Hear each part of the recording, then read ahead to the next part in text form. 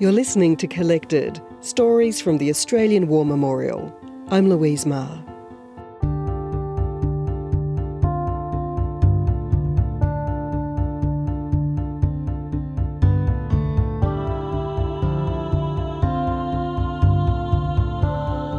More than 1 in 3 Australians taken prisoner by the Japanese in the Second World War lost their lives. The ones that survived usually lost all their possessions. So any item they brought home is a precious testament to what and how they endured. So this is a Japanese fundoshi worn by a prisoner of war. It's just remarkable. A fundoshi? Think loincloth or G-string. It's a rectangle of cotton fabric, about 80 centimetres long and 30 centimetres wide, with 2 thin bits at one end that tie around the waist. Up until the end of the Second World War, it was the traditional undergarment for Japanese men. Curator Diane Rutherford is showing me this distinctive red fundoshi in the memorial's collection. It was worn by an Australian prisoner of war on the Burma-Thailand Railway. This one is quite unusual. From what I understand, most of the ones I've ever seen have been white or a lighter fabric. The story goes it belonged to one of the Japanese guards and it was hanging on the washing line, and it was actually taken off the washing line and worn by signalman James Easton, who was one of the prisoners. And he had the audacity to actually wear it in front of the guards. And it was apparently the only the only red one that was there. The rest of them were white. It's amazing that he wasn't punished for that. It is amazing. Apparently the head of the guards was quite amused by the fact that he took it, the commandant, Captain Murayama. He thought it was quite funny. So the guard who it was taken off didn't have much of a choice. There were no reprisals against Easton taking this item and wearing it. But there's more to this garment than its bright colour and the way it was so cheekily pilfered from a Japanese guard. It's covered with the signatures of the mates Jim Easton served with and was imprisoned with, other survivors of the 8th Division Signals. It's quite wonderful because there's a great list of names, and often it also lists the towns that people came from. So you have people from Victoria, from Northcote, you have people from Queensland, from Sydney. It's really a great example of Australians from all over the country that have been put in this situation all together and survived. Do you know the story of how Jim got these signatures? Our understanding is that he got the signatures after the war, once they'd been liberated, as a memento and as a remembrance of the people that he was imprisoned with. He's written his name near the end of the fundoshi in capital letters, and then everyone else has sort of signed around his signature, and he's written up the top 8th Div Sigs AIF POW, Changi, Singapore, 1942 to 1945, 3.5 years POW. So it's just to commemorate all those men that served with him and survived with him.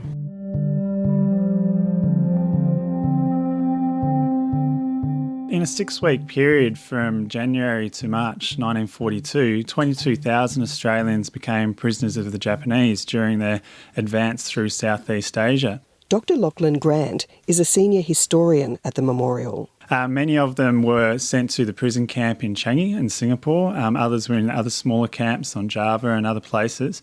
And from early 1943, the Japanese started transporting prisoners to Burma and to Thailand to commence building a railway to connect Bangkok and Rangoon. We know that conditions were pretty awful. Can you describe what it was like to be working on that railway? Well, conditions working on the railway were particularly bad because it's in a very remote region of near the border of Thailand and Burma. It's in the mountains, in the jungle. So medical supplies, food supplies don't make their way up the line to the camps. On top of that, they're working, but they're slaving on the railway, working extremely long days, sometimes from dawn till dusk. sometimes through the night during busy periods. So horrific conditions and mistreatment by camp guards on top of all of those things. A real shortage of food and medical supplies, as you say, but also of clothing, things like boots. Absolutely. The conditions in the jungle, heavy rains at different times of the year, boots would wear away, clothes would be worn away, would rot away as well. So really difficult conditions. And on top of that, you have the tropical diseases taking place. Things like beriberi, cholera breaks out in some of the camps, dysentery, malaria, and many of the prisoners endure some of these, endure not just one but multiple of these diseases at different times during the time that they're actually working on the railway.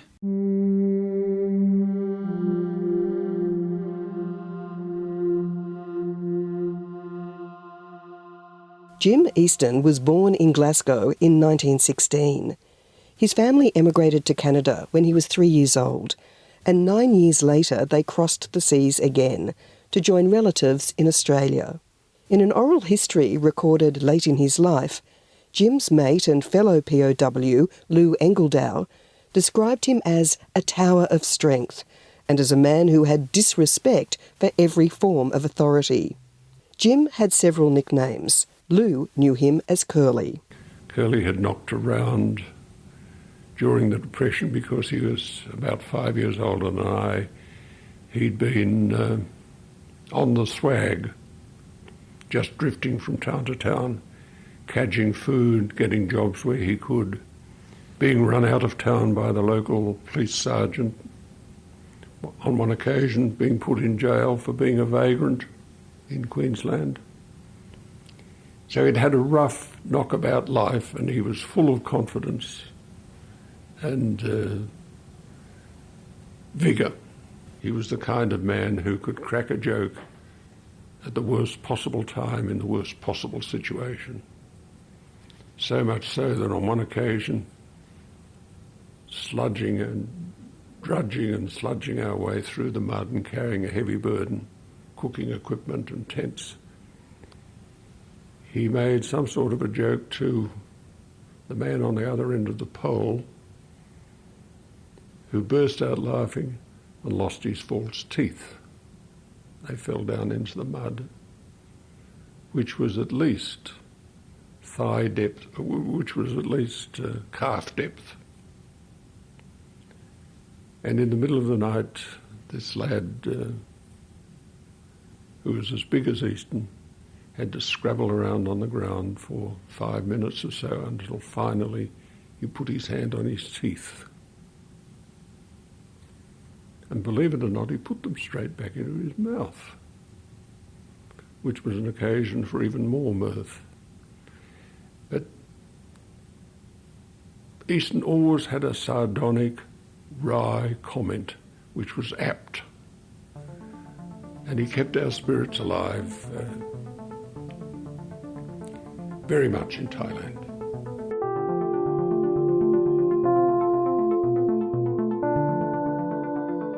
You're listening to Collected, Stories from the Australian War Memorial. I'm Louise Maher.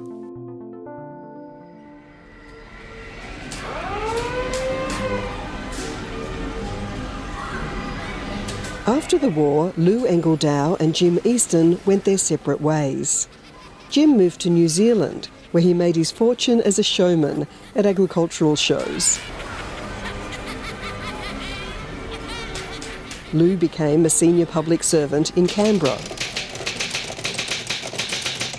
Lou's daughter Sarah says the two men became close again in old age. They had tremendous respect for each other, but they were always teasing each other about the way their lives had gone. I think Jim thought Dad was pretty stuck up, and Dad thought Jim was not at all disreputable. He always thought that he was a man of very noble character, but I think Dad thought that he kind of was on the periphery of some pretty shady dealings. So they sort of went along with their lives in curious parallel because they'd been thrown together in this extraordinary circumstances. But when my father was dying, one of the last things he and I did together, and he could hardly speak, he dictated a letter to Jim of farewell. in which he paid tribute to Jim's very significant part in keeping him alive in the first place. So at the age of 90, he thanked Jim for giving him what turned out to be a very successful and happy life.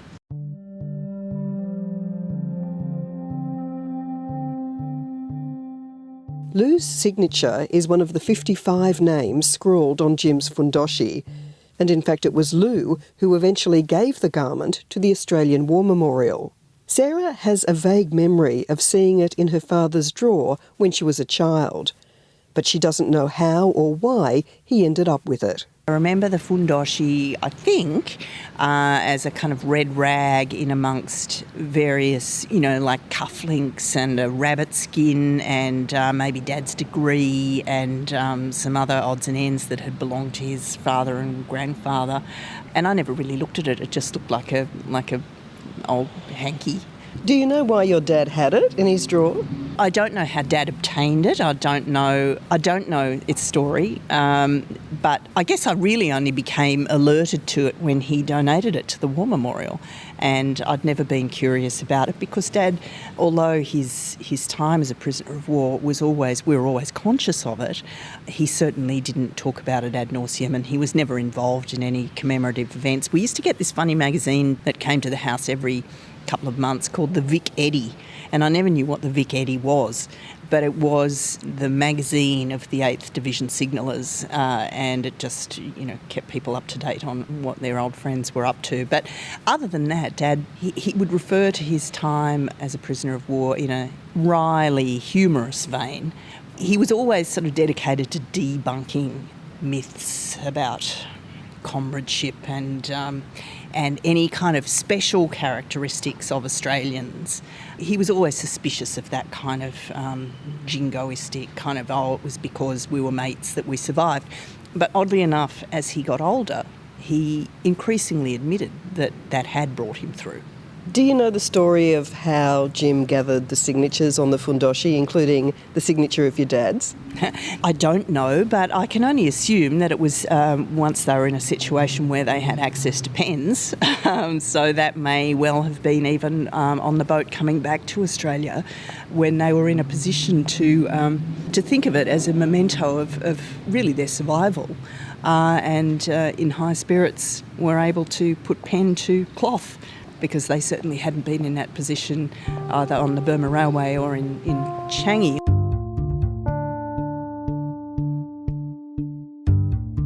Sarah's dad Lou doesn't talk about Jim's fundoshi in his oral history, but he does recount that many prisoners wore these Japanese garments and how they accentuated the men's dramatic weight loss. We all lost flesh off our chests and flesh off our thighs and buttocks. Many of us by that time had taken to wearing a garment called a fundashi. A fundashi was Japanese underpants, and it was simply a strip of muslin cloth about 2 foot long, 3 foot long, with a string at one end, and you tied the string around your waist and lapped the fundashi over your privates. And it became a very simple piece of clothing which seemed to last forever, could get dirty and be washed again very quickly because it was muslin. But one looked pretty much of a scarecrow, getting around with a felt hat on, a pair of boots if you were lucky, and a fundashi. The memorial has a black and white photo in its collection. It's dated October 1945. It shows Lou, Jim and other former POWs on the ship which brought them home. They're bare-chested, wearing cotton shorts, thin but smiling. Many ex-prisoners were unable to talk about their experiences in the Japanese camps. Historian Lachlan Grant. When they came home, the understanding of psychology at the time was that it was best not to talk about traumatic events, which nowadays is not the approach that would be taken. And so the families, very sadly, were told before they came home not to ask them about what had happened because it might upset them. And so the prisoners came home, and the people close to them, around them, their friends and family, weren't asking them about their story, which would be very hard, as they would have that sense that people didn't want to know. On the other hand, some prisoners will come back and it would be such a difficult story or memory to bring up that they may not have wanted to talk about it as well. So you have those two differing factors, among others. What do you think of Jim's fundoshi, Curly's G-string that's now in the collection? What does it say to you? Oh, it's a very unique item, and it's really interesting the items that prisoners chose to retain and bring back with them on the ship to Australia. They're obviously items that were had something special to them, and perhaps the incident in which he obtained the G-string was something that he and his mates all found quite amusing and was good for their morale, and so it was one of those moments in the camp life that they wanted to remember, and so he souvenired the item and brought it home to Australia. They didn't have much. What else are you aware of that was brought home? Well, as a historian, I think for me the most amazing item they brought back were their tiny diaries of those who kept them, and they weren't allowed to keep diaries, and they often kept them hidden in places from the Japanese guards because especially when they're travelling, everything got searched. So to come back with these tiny diaries, sometimes written on very small, almost like a business card size piece of notebook, they're incredible items, and they give us that first-hand account of what it was like in the camps. And of course, others drew sketches of their experiences. They're obviously incredible resource to give us a bit of a visual of what the camps look like and what daily life looked like. One of Lachlan's favourite items is on display in the World War II galleries. It's a Melbourne cup made out of the two halves of a coconut that was awarded to the winner of a frog race held in 1942 in a POW camp in Singapore. The incident around that frog race is quite amusing when you find the account in diaries of prisoners who were there, because one of the owners of the frogs was busted for cheating, and he got banned for life from frog racing in the camps. And the account of these frogs trying to jump out of the circle, and the first to jump out of the circle would be the winner, is quite amusing. You can see that it was a real morale booster for those who are living pretty bleak lives, and the monotony and boredom of the camp on top of hard labour at times is something that comes through. So these moments of joy, and they often talk about playing or watching sport or playing games or attending the theatres and attending concerts, and obviously they are really important in keeping up morale in the camp. And also the role of humour in survival. Oh, absolutely. And that's a case of just these small moments of joy. And I think that's what a lot of the prisoners held on to as some of their memories of their time as prisoners of war. And just the ability for them to endure what they did is something that I think Australians find quite amazing. I think that's part of the allure of why the prisoner of war story has taken such a large place in the Australian memory of the Second World War.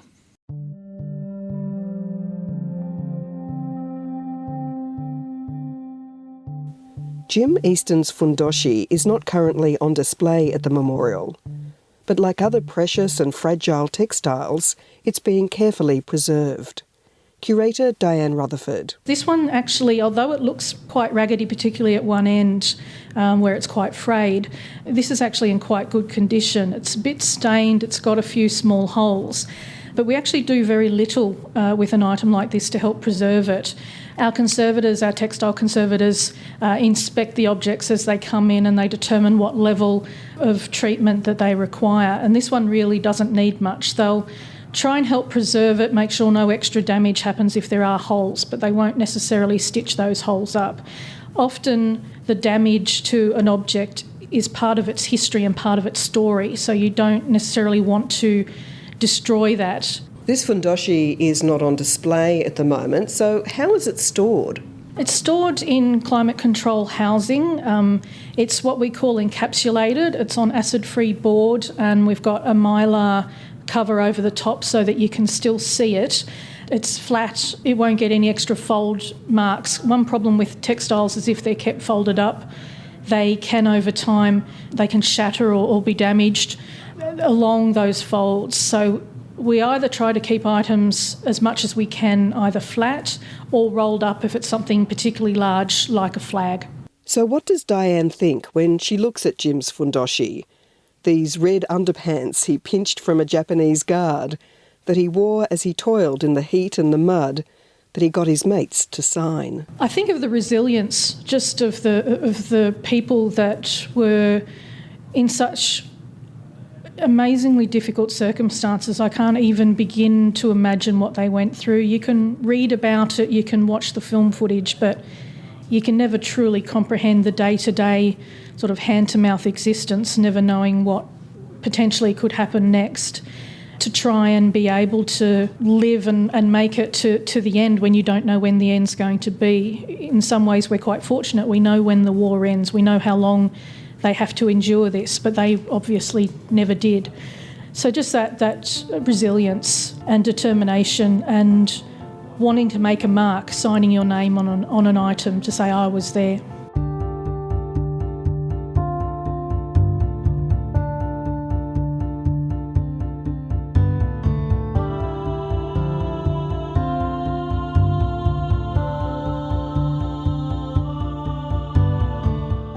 Thanks for listening to this episode of Collected, Stories from the Australian War Memorial.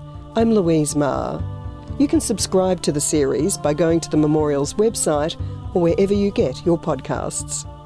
See you next time.